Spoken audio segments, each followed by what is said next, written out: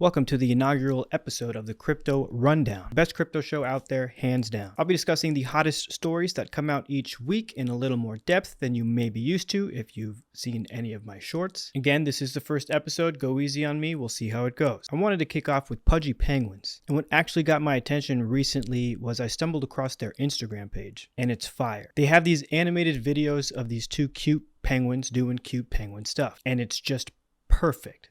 It's a perfect and relatively efficient way to continue growing their organic marketing. Now, I know animations can be time consuming, especially on the creation side and the rendering side. However, once you have your base characters rigged, it's a lot more simple to use those characters throughout multiple videos. So they can replicate these trending videos by simply substituting their two penguins in for any characters in any trending videos. It's so smart. I've seen a few other channels do this, not in Web3, but just channels in general that are doing very well, and I see this as an emerging trend because you can kind of leverage social media and already see what's trending, take those trending videos and just kind of throw your branded characters into those settings and into those videos. The two channels that kind of stick out most that I think are crushing it are Meat Quack, which are two rubber ducks, and Nobody Sausage. Killer channels, they're crushing it. Now, what does this have to do with crypto? I don't really know, but I do know that in order to survive and create these epic IP empires, you need to have great, relevant cultural marketing.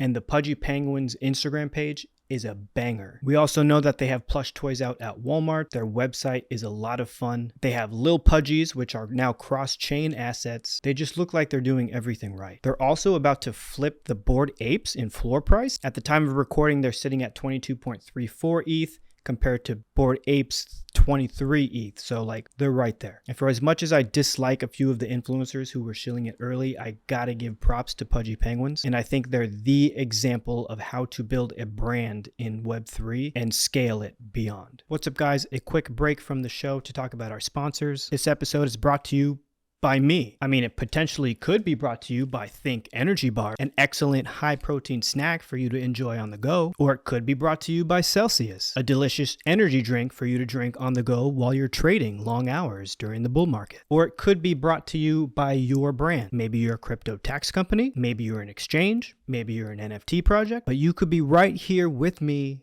in this ad. Please reach out if you'd like to sponsor an episode. Let's get back to the show. Next, I wanted to talk a little bit more about Quantum Cats. Quantum Cats is a Bitcoin ordinals project by Taproot Wizards. I think we're starting to see the Bitcoin network challenge the dominance of Ethereum in the NFT space. I've seen a lot of old Bitcoiners have a new spark of life now that there's so much attention around new development on the Bitcoin network and inscriptions. And aside from the fact that I do love cats, Quantum Cats has this awesome story tied to Satoshi and the scripting function OpCat. How OpCat was supposedly dead, but like Schrodinger's cat, it's trapped in a quantum realm where it's simultaneously dead and alive. And by joining the Quantum Cats, you are helping rescue OpCat from its state of purgatory. It's a really fun story to be a part of, and of course the JPEGs are awesome, classic PFP style. The Taproot Wizards are another community that I think understands culture very well, especially Bitcoin culture. And as we know in Web3, animals are king. The Quantum Cats minted at 0.1 BTC and are sitting at a current floor price of almost double that at 0.19 BTC. And I think if ordinals do stick around, that this project will stay among the top 10 or top 5 projects. Next, I wanted to cover a little bit more about the ETFs. Altogether, the suite of new Bitcoin-backed funds, not counting GBTC, brought in $11.4 billion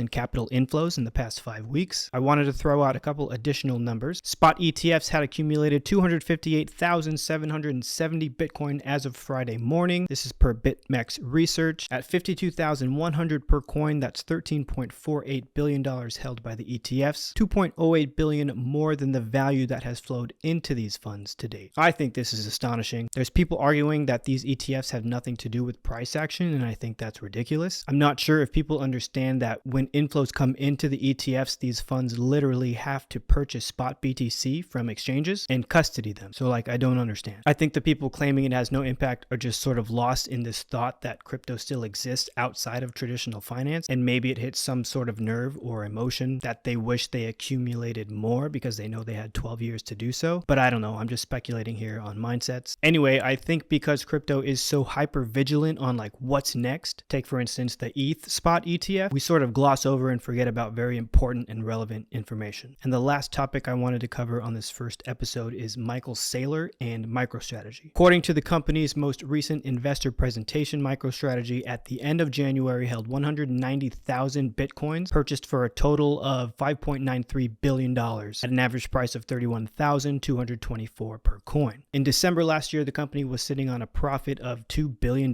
but since then it's doubled thanks to Bitcoin's more than 20% rally since the start of 2024. Saylor recently said that the listing of the spot Bitcoin ETF is pushing up the token's price as it's brought about a massive imbalance in the supply-demand equation, thanks to a decade of pent-up yearning for a retail accessible BTC product. And this is what I was talking about earlier, that it's obvious that the interest in the ETFs have an impact on price. Saylor is like the emblem of the Bitcoin hodler, and I can't wait to see how people write about him in the history books. Will he become the richest person on earth? I think it's possible. That's the first episode of the Bitcoin Rundown. Please be patient with me as I get the flow of the show down. And again, if you are interested in sponsoring an episode, please let me know. Follow me on TikTok, X, subscribe to this channel, and I'll catch you on the next one.